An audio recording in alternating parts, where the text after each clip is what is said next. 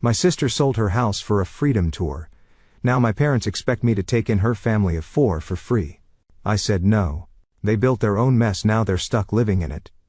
I'm Sophia Anderson, 34, a financial advisor living in Chicago. I've carefully built my life brick by brick. A stable career, a cozy condo overlooking the lake, and enough savings to sleep soundly at night. My sister Melissa always chose a different path, but nothing prepared me for the day she sold her family's home for a freedom tour across America. Even more shocking was my parents' call last week expecting me to house Melissa's entire family of 4 for free indefinitely. Growing up, responsibility was tattooed on my personality before I could even spell the word. When other 10-year-olds enjoyed Saturday morning cartoons, I kept meticulous track of my allowance in a Lisa Frank notebook. By 13, I was babysitting neighborhood kids, saving most of what I earned. I worked through high school at a local bookstore, and throughout college waited tables while maintaining a scholarship. Every penny had a purpose. After graduation, while friends splurged on European adventures, I built my emergency fund and saved for a down payment on my condo. My sister Melissa couldn't be more different. 2 years younger than me, she floated through life on charm and impulse. Her room resembled a clothing explosion. Her homework materialized minutes before class. Her college fund drained midway through sophomore year when she decided to follow a boyfriend to a music festival in another state.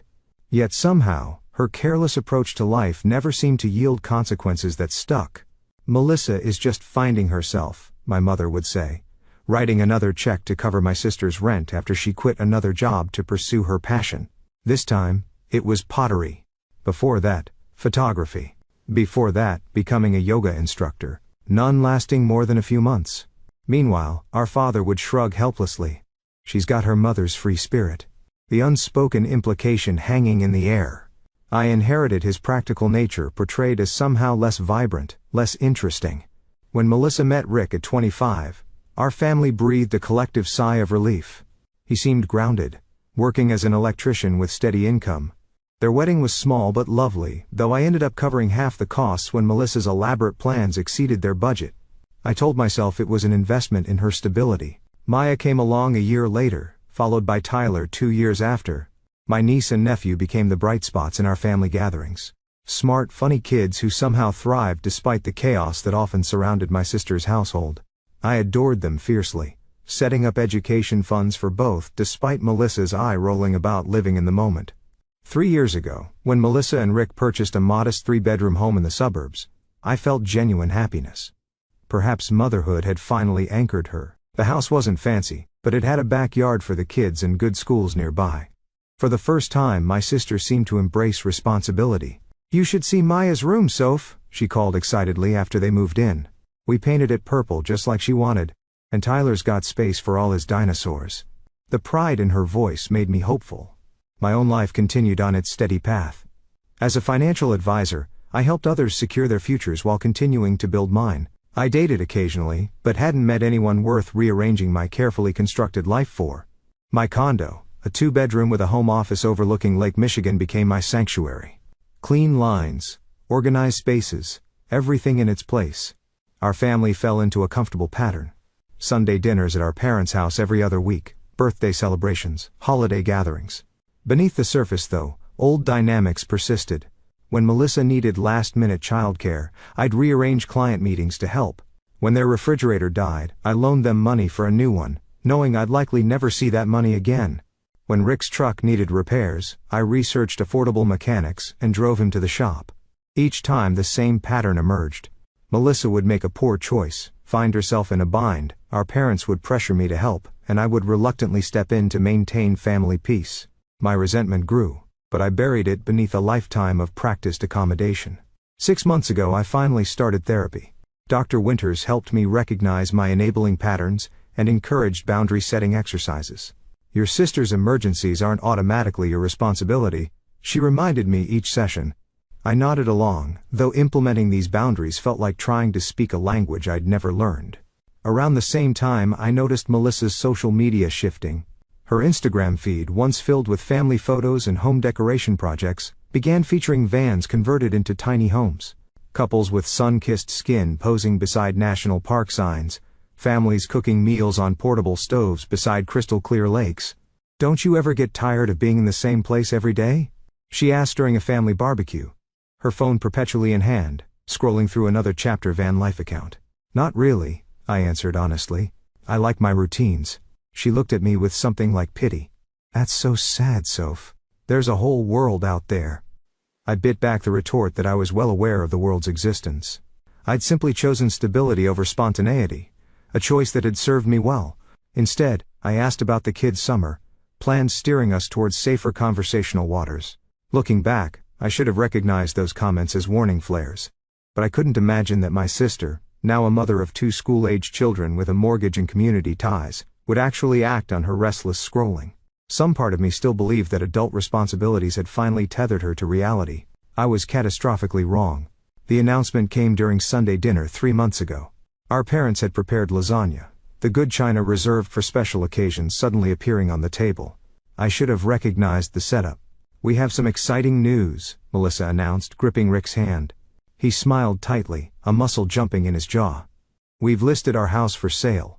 The dining room fell silent except for the clatter of my fork against the plate. Are you moving to a bigger place? My father asked hopefully. Melissa's face lit up with an almost manic excitement. We're hitting the road. We're done with the suburban prison, the mortgage, the monotony, the soul-crushing routine. What about the kids' school? I asked, looking at Maya and Tyler who were pushing pasta around their plates, unusually quiet. We're going to road school them, Melissa said, dismissively. They'll learn more seeing the Grand Canyon than sitting at a desk memorizing useless facts. Our mother, after an initial moment of concern, shifted quickly to enthusiasm. How wonderful. What an adventure for the children. She turned to our father. Remember when we talked about doing something like this before we had the girls? Nodded, though I couldn't recall them ever mentioning such plans. Where will you live? He asked.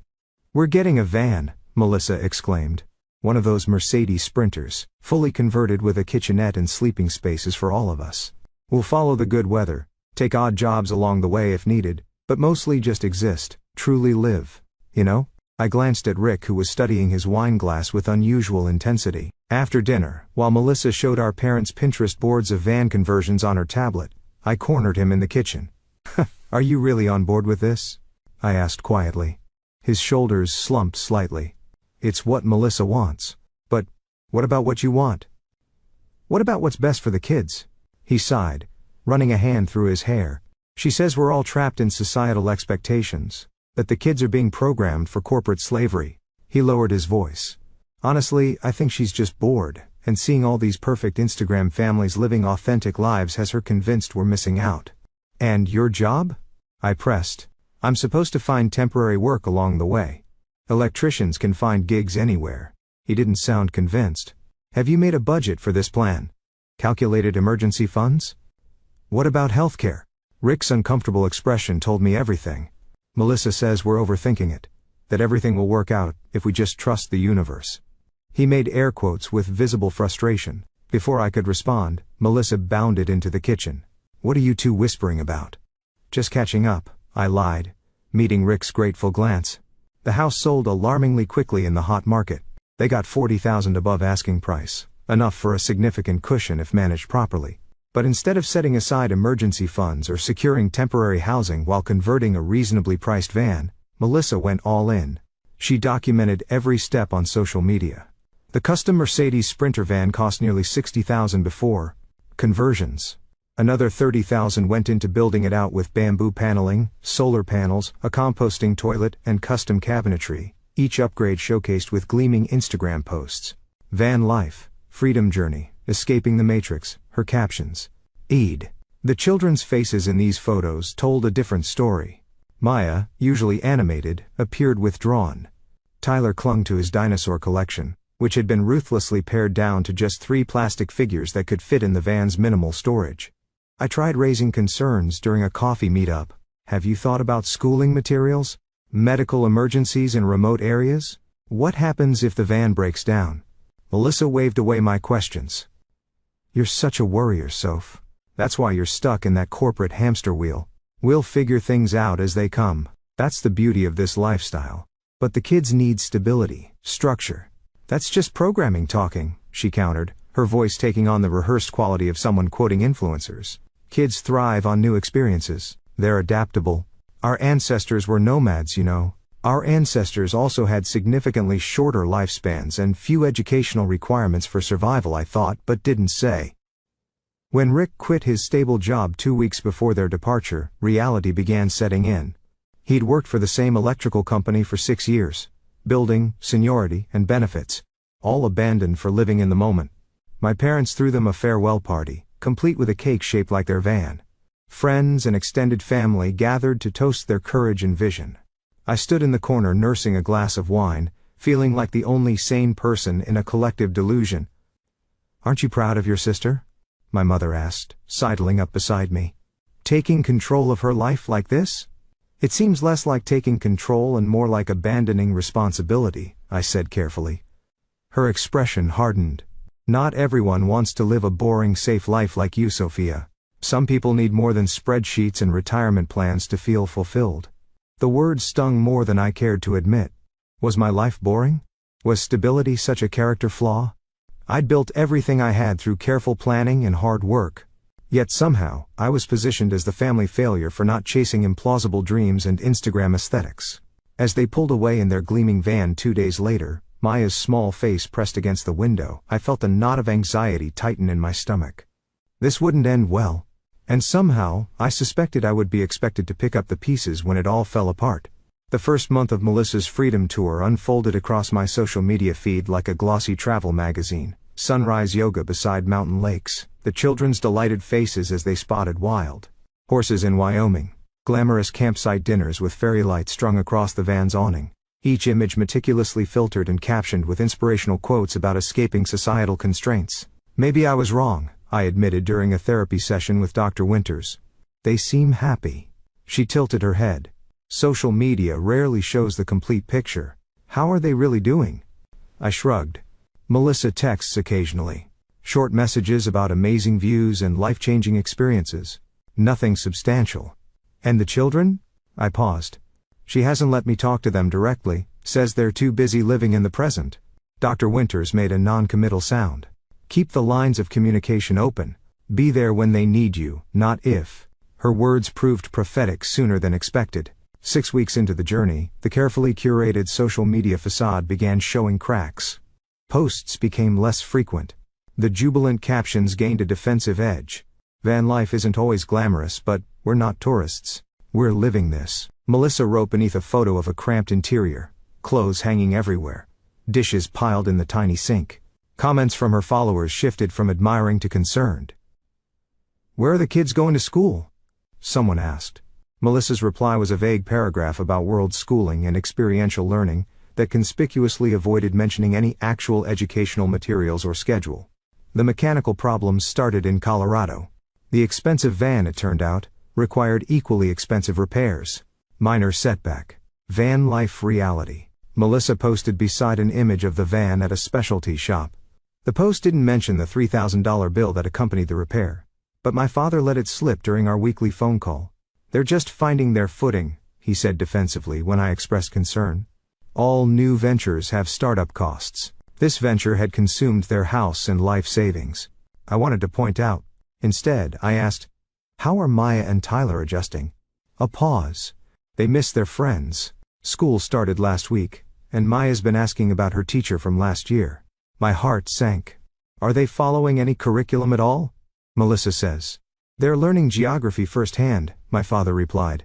But his usual certainty sounded hollow. The first desperate call came at 11:30 on a Tuesday night. I'd been asleep for an hour when Melissa's ringtone jolted me awake. "Soph?" Her voice sounded small, the background noise suggesting she was huddled outside the van. "We're having some money issues." I sat up fully alert. "What kind of issues?" "The 2 van needed another repair, and campgrounds are way more expensive than we budgeted for, and gas prices are insane." She paused.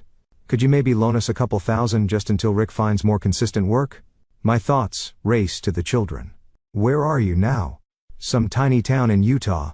There's not much work here, but we can't afford to drive to a bigger city until payday, and that's still 10 days away." I took a deep breath. "I'm happy to look over your budget and help you make a plan, but I'm not comfortable just sending money without addressing the underlying issues." Silence stretched between us.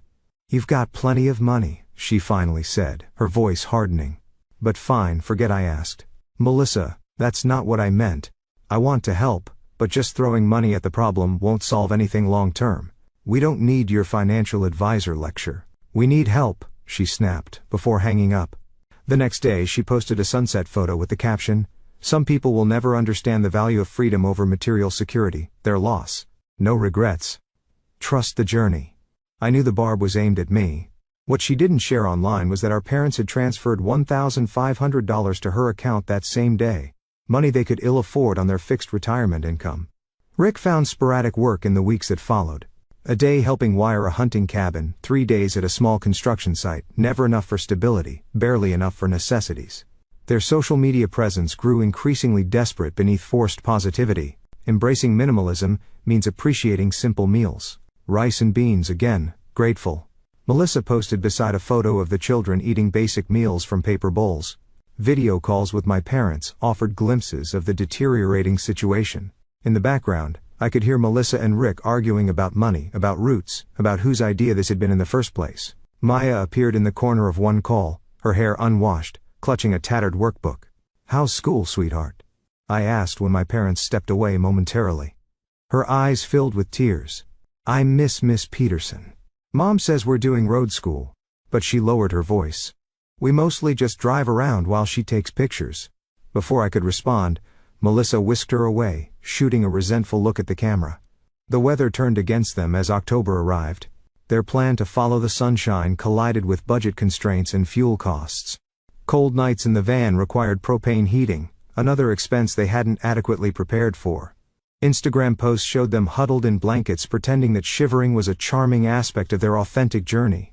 My parents called more frequently, their voices strained. "They just need to get through this adjustment period," my mother insisted, though with diminishing conviction. Each call ended with not-so-subtle hints about my comfortable condo with its extra bedroom going to waste. I held firm. They made a choice. They need to find their own solutions.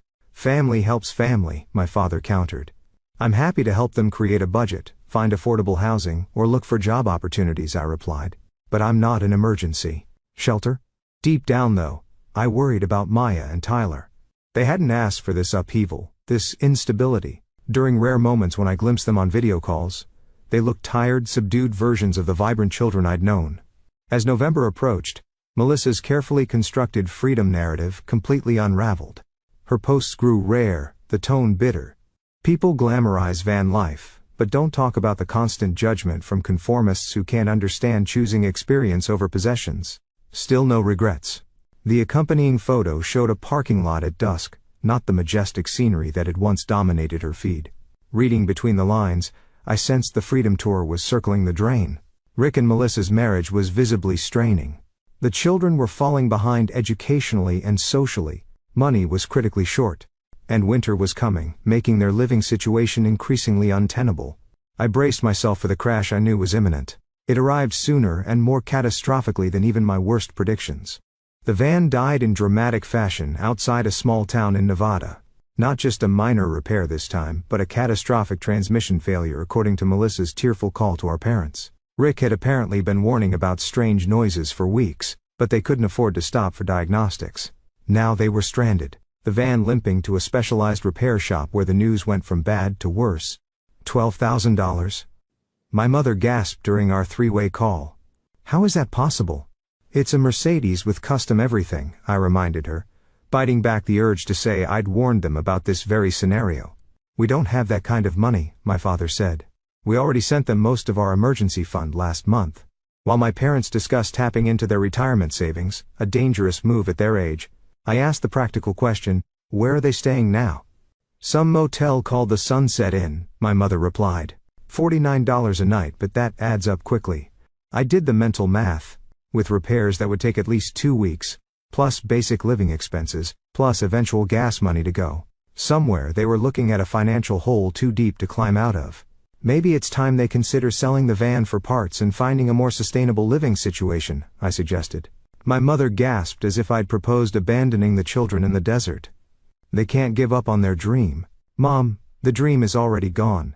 They're stuck in a motel in Nevada, with no money and no plan." That evening, I received a call directly from Melissa.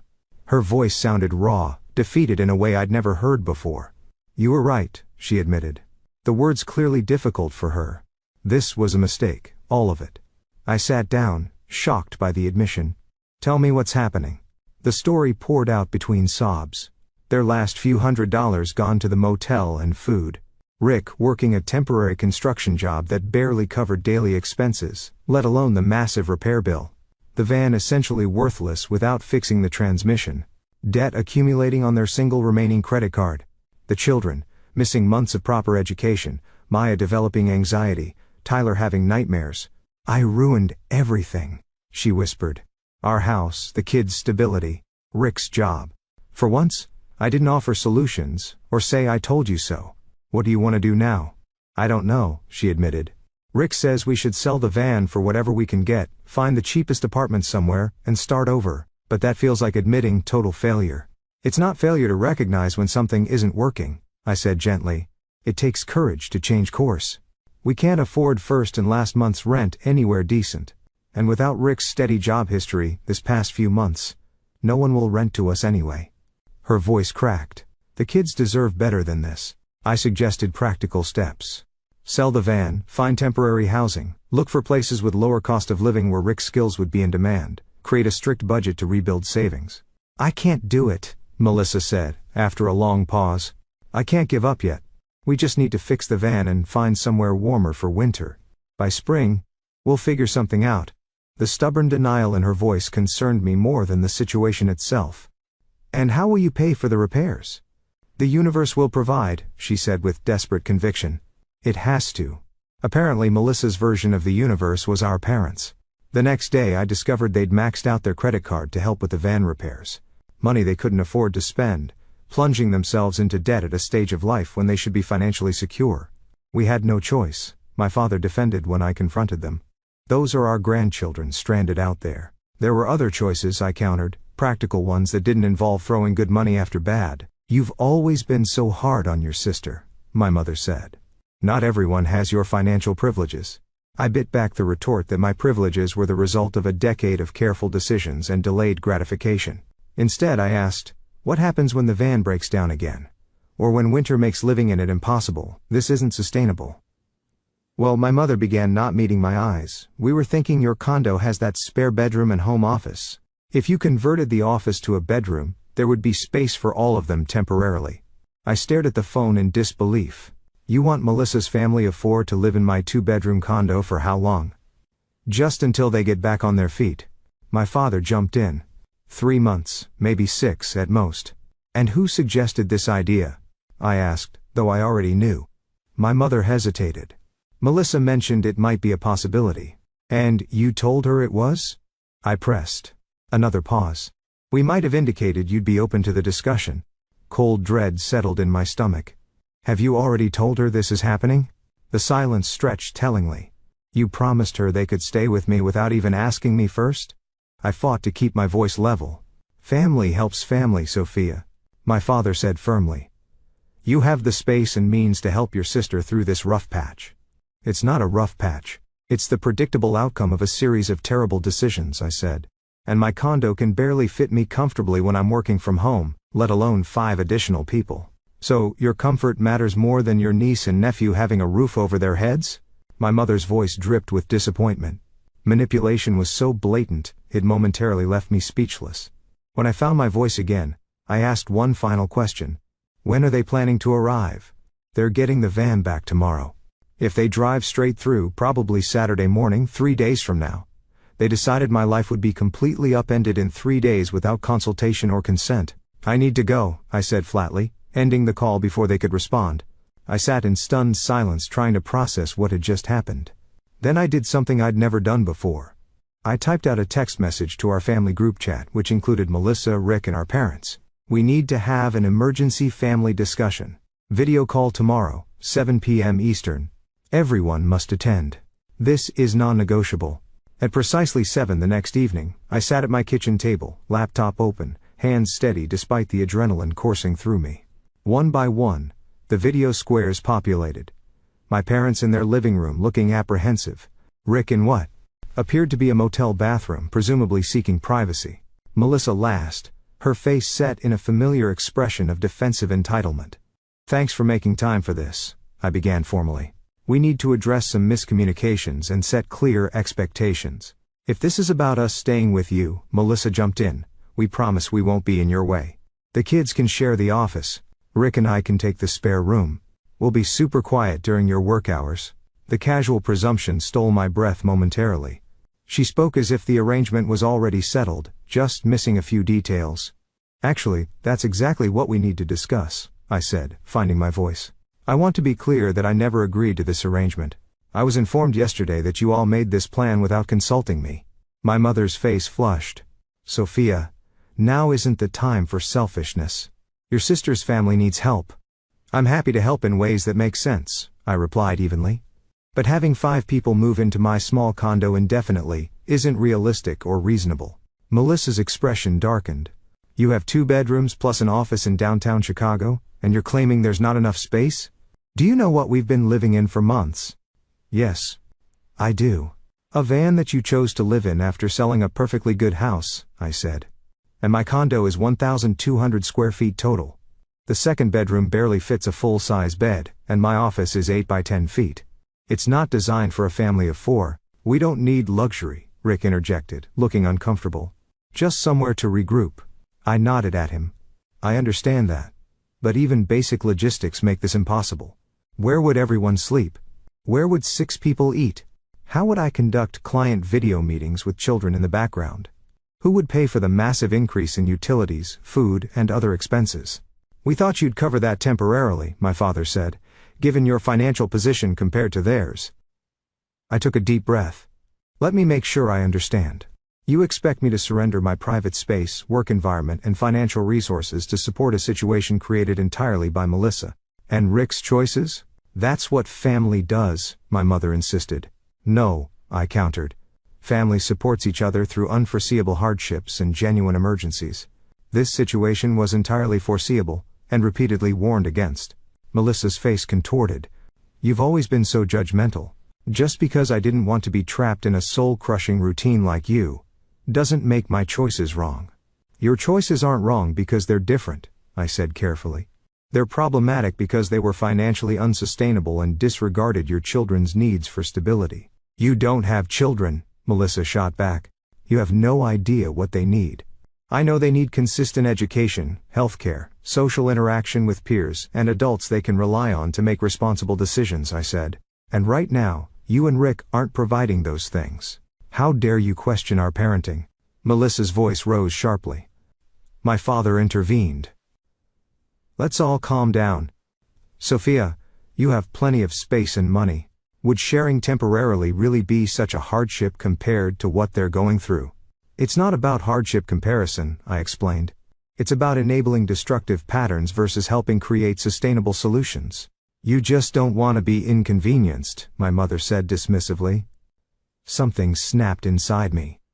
Years of accumulated resentment finally finding voice. Inconvenienced? Let's talk about inconvenience. Was it an inconvenience when I co-signed Melissa's first apartment lease because she had no credit, and then covered 3 months' rent when she quit her job to find herself? Was it an inconvenience when I paid for half her wedding because she and Rick spent their savings on a spontaneous trip to Bali? Was it an inconvenience when I set up education funds for Maya and Tyler because neither of you bothered planning for their future? The screen fell silent, shocked faces staring back at me. I have helped repeatedly for years. I've given money I knew I'd never see again. I've provided childcare on moment's notice. I've researched solutions for every crisis. And each time the pattern repeats because there are never consequences for poor choices. Rick cleared his throat. Sophia's right. Melissa's head whipped toward him off screen. What? She's right, he repeated louder. We've been making terrible decisions, and everyone's been cushioning the fall. Mostly Melissa's decisions, if I'm honest. Rick. Melissa gasped. It's time for truth, he continued, a new firmness in his voice. Sophia, the transmission wouldn't have failed if we'd gotten it checked when I first noticed problems, but Melissa spent that money on unnecessary things instead. What unnecessary things? My father asked. Rick looked pained. A $300 sunrise yoga workshop in Sedona, designer clothes for her Instagram posts. A 2-night stay at a luxury glamping resort so she could get photos for her followers. My parents stared in disbelief. Is this true? My mother asked Melissa. You're twisting everything, Melissa hissed at Rick. Those experiences were investments in our brand. We were going to monetize the journey eventually. The journey is over, Rick said flatly. We need to focus on rebuilding some kind of stability for the kids. An uncomfortable silence fell. Finally, I spoke again, more gently.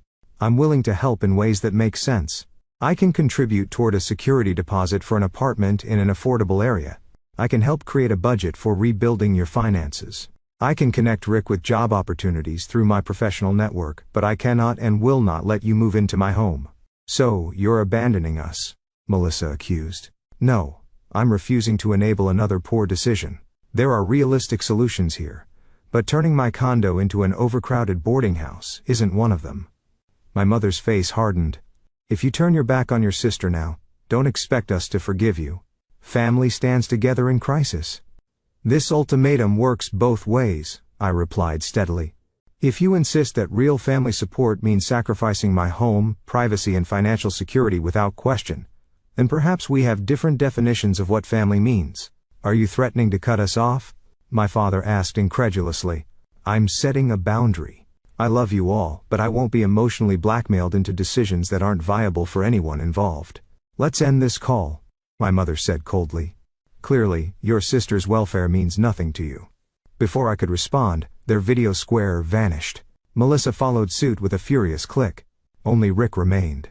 I'm sorry, he said quietly. For what it's worth, I think you're right. Then his square disappeared too, leaving me alone in my kitchen, shaking with adrenaline and emotion. I closed my laptop and walked to the window overlooking the lake.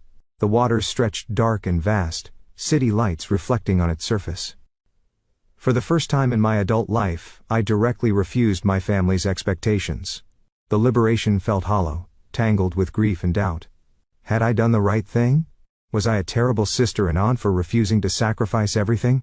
The familiar voice of guilt whispered that good family members don't calculate costs. They simply give without limit. But another voice, newer and still uncertain, countered, true support means helping people find sustainable solutions, not temporary bailouts that perpetuate destructive cycles. I pressed my forehead against the cool glass and finally allowed myself to cry. The next morning, I called Dr. Winter's office and secured an emergency session. Sitting in her calm plant-filled office, I described the confrontation and its aftermath. I keep wondering if I'm the villain here, I concluded. Dr. Winters considered this thoughtfully. Setting boundaries often feels like villainy when you've been conditioned to self-sacrifice. But consider this. Would enabling their plan truly help anyone long-term? The kids would have stable housing at least, I offered weakly. In a cramped space not designed for children, with parents whose relationship is clearly strained, and an aunt whose resentment would inevitably grow. She raised an eyebrow. That doesn't sound stable or healthy for anyone involved. Her validation helped, but I still felt responsible for finding solutions. After our session, instead of returning to work, I parked myself at a coffee shop with my laptop and began researching. First, I looked into affordable housing options near the Nevada town where they were stranded. Rental prices were actually quite reasonable, especially compared to Chicago. I compiled a list of 2-bedroom apartments ranging from $850 a year and $1,100 monthly, all within reasonable distance of construction sites where Rick might find steady work. Next, I drafted a realistic financial recovery plan. If they sold the van, even at a significant loss, they could cover a security deposit and first month's rent. Rick's current construction job could cover basic expenses while he searched for something permanent. Melissa could find part-time work once the children were enrolled in school. I estimated they could achieve basic stability within 2 months and begin rebuilding savings within 6. I hesitated before the next step, then decided directness was necessary. I texted Rick. Can we talk privately? I have some ideas that might help. His response came an hour later. Motel lobby, 8 p.m. your time? Melissa takes the kids to the pool then. That evening, connected via video, Rick looked exhausted but more resolute than I'd seen him in months. How bad is it? I asked. He ran a hand over his face. Worse than anyone knows. We're down to nothing. Your parents' money fixed the van, but we can barely afford this motel another 3 days. Melissa's still talking about finding somewhere to park the van for winter. But he trailed off. But it's not realistic, I finished. None of this has been realistic, he admitted. I knew it from the start. But Melissa was so convinced it would work, that we'd somehow join these picture-perfect van life families she follows online. He laughed bitterly. Turns out those people all have trust funds, or remote tech jobs paying six figures. How are Maya and Tyler? His expression crumpled slightly. They're troopers, but they're suffering. Maya cries at night when she thinks, we're asleep. Tyler started wetting the bed again. They need stability, not another wild scheme. I nodded, then shared my research. As I outlined potential apartments and the financial plan, I watched hope cautiously return to his face. This could actually work, he said slowly, but Melissa will never agree. She sees returning to conventional living as personal failure. What about your marriage? I asked gently. He was quiet for a long moment. Honestly, I don't know if it can survive this. She blames me for not believing hard enough in the dream. I resent her for pressuring me into something I knew was irresponsible. He sighed heavily. But right now, the kids have to come first. I agree, I said. And I want to help make that happen. I can cover the security deposit and first month's rent on one of these apartments. Not a loan. A gift from Maya and Tyler. Relief washed over his face. Sophia? That would be, I don't know. How to thank you. You can thank me by getting those kids back into a stable situation, I said firmly, and by standing your ground, if Melissa pushes for another unsustainable plan. He nodded. A new determination in his expression. I will. I've been too passive for too long. Over the next 2 days, Rick and I maintained discreet communication. He researched the apartments on my list, eventually selecting a modest 2-bedroom in a decent school district. The property manager agreed to expedite the application given their situation. Meanwhile, I transferred funds for the deposit and first month's rent, plus a small buffer for immediate necessities. Rick found courage I hadn't known he possessed. He informed Melissa that he was taking the construction job permanently, that the children needed to return to traditional schooling, and that he'd secured housing for them all. The van would be sold to a specialty dealer who'd already made an offer, providing enough to cover basic furnishings and essentials for the apartment. She can join us in building a stable life, or she can continue the journey alone. He texted me after their confrontation. Her choice. But the kids stay with me either way. I wasn't privy to their full conversation, but the outcome spoke volumes. Melissa, faced with the reality of potentially losing her children, reluctantly agreed to the plan while making it clear she considered it temporary. With one crisis addressed, I turned my attention to my parents. They hadn't spoken to me since the video call, their silence a familiar punishment technique. After considerable thought, I drove to their house unannounced one Sunday afternoon. My mother opened the door, her surprise quickly masked by coolness. Well, this is unexpected. Can I come in? I think we need to talk. She stepped aside wordlessly. My father sat in his recliner, lowering his newspaper as I entered. Sophia, he acknowledged stiffly. I sat on the sofa, hands folded in my lap. I wanted to let you know that Rick and I have found a solution. They're moving into an apartment next week. The kids will be back in school before Christmas break ends. My mother's eyebrows rose. Without your sister's input? Melissa has agreed to the plan, I said carefully. Though she's not thrilled about it. So you helped when it suited your terms, my mother said, the accusation clear. I took a deep breath. I helped in a way that actually addresses the problem rather than prolonging it. There's a difference between support and enabling. Easy for you to say from your perfect life, she snapped. My life isn't perfect, I countered. But it is stable because I make responsible choices, and I won't apologize for that anymore. My father cleared his throat. What exactly did you do to help them? I explained the apartment, the financial contribution, the job arrangements. As I spoke, I watched his expression shift from skepticism to reluctant approval. That's actually quite generous, he admitted. It's what I could comfortably give without compromising my own stability, I explained.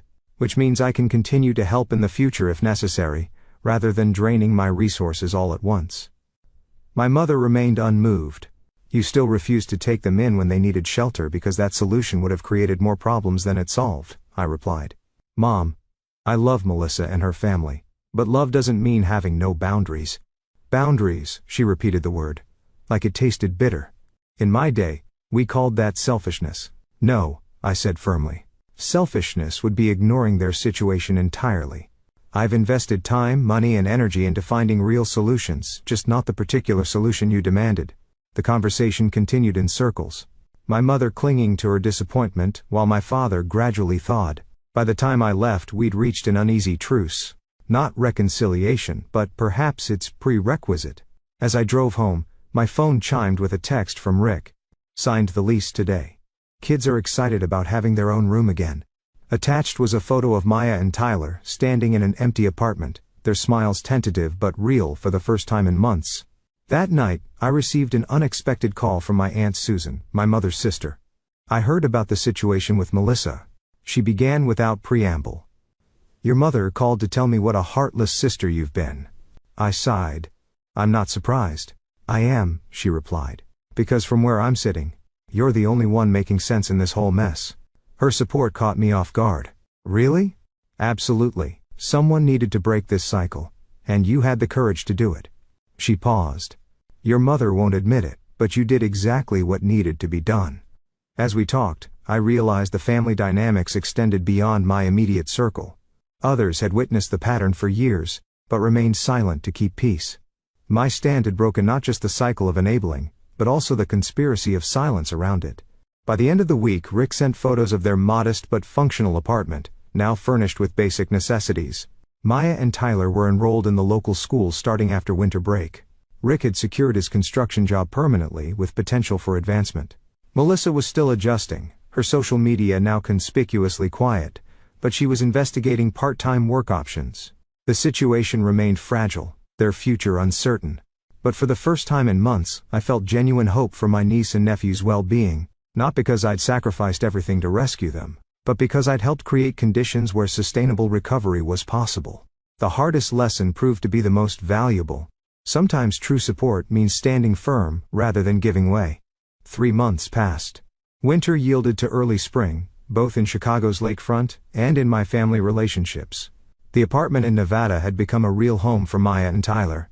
Their bedroom walls now displayed artwork and school certificates, rather than Instagram-worthy landscapes. Rick had received a promotion at the construction company, moving from general labor to a position that utilized his electrical skills. Melissa's adjustment proved more difficult. Her initial resentment manifested as passive-aggressive social media posts about temporary setbacks and dreams deferred. But reality has a way of asserting itself. As the children thrived in their renewed stability, as finances slowly improved, even Melissa began acknowledging the benefits of their new situation. Maya got Student of the Month. She texted me unexpectedly one afternoon, attaching a photo of my niece holding a certificate beaming with pride. No commentary about constraints or settling. Just simple maternal pride, small steps, fragile progress. My relationship with my parents evolved through uncomfortable but necessary conversations. My father came around first, calling one evening to discuss his retirement portfolio. Financial questions were his way of extending an olive branch. You were right, he admitted awkwardly, after we'd reviewed his investments about Melissa's situation. We were enabling, not helping. It's a difficult line to see when you love someone, I offered, giving him grace I hadn't felt in the heat of the conflict. Your mother's having a harder time admitting it, he confided. But she noticed how much better the kids look in the video calls, how much happier. My mother's reconciliation came more gradually. Small text messages asking about my day. Brief phone calls that carefully avoided mentioning Melissa at first, then slowly incorporated updates about the children's progress. The frost between us thawed degree by degree. A breakthrough arrived in the form of an unexpected apology during one of our now regular Sunday calls. I've been thinking about what you said, my mother began hesitantly, about support versus enabling, about how boundaries can be a form of love. I waited, sensing more to come. Your grandmother did the same thing with me that I've done with Melissa, she continued. Always made excuses, always cleaned up my messes. It took me years to learn responsibility because there were never consequences. She paused. I didn't see the pattern repeating until you forced me to look at it. The admission cost her pride, and I recognized the gift in her vulnerability. Thank you for telling me that. I'm still learning, she admitted. It's hard to change habits of a lifetime. For all of us, I agreed. As for Melissa and Rick, their marriage remained a work in progress. The Freedom Tour had exposed fundamental differences in their values and priorities. They began couples counseling, cautiously rebuilding trust that had fractured during their months of nomadic chaos. My relationship with them transformed as well. Rick and I developed a genuine friendship based on mutual respect that hadn't existed before. With Melissa, I established clearer boundaries while finding new ways to connect.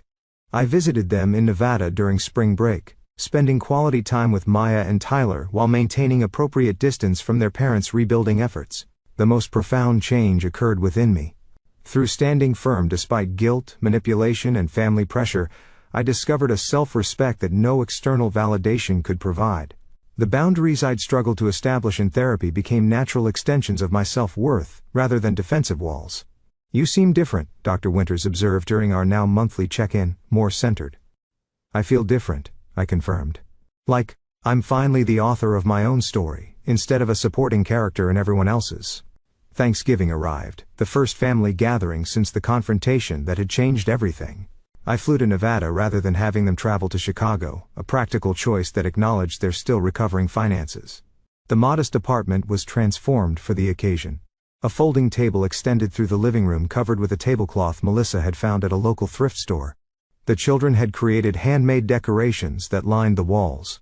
My parents arrived the day before I did, our mother having apparently packed half her kitchen to ensure a proper holiday meal. Awkwardness lingered beneath the surface as we gathered around the table.